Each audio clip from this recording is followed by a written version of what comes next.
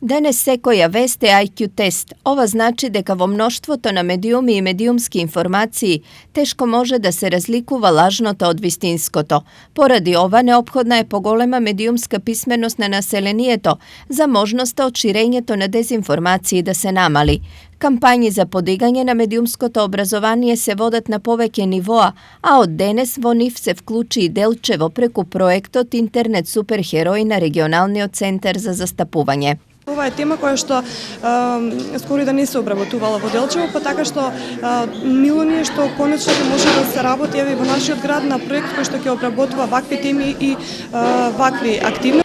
Намерата е со медиумска едукација да се почне од најмала возраст. Поради ова, фокусот во Делчево е ставен на учениците и наставниците. Ќе работиме и на повеќе едукативни активности од едукативен карактер, кои што ќе опфаќаат основци и средношколци од Делчево. Тоа ќе бидат креативни работилници на кои што учениците ќе учат нешто повеќе за медиумската писменост и како да се справат со лажните вести, меѓутоа и со сите други предизвици кои што ги има интернет просторот.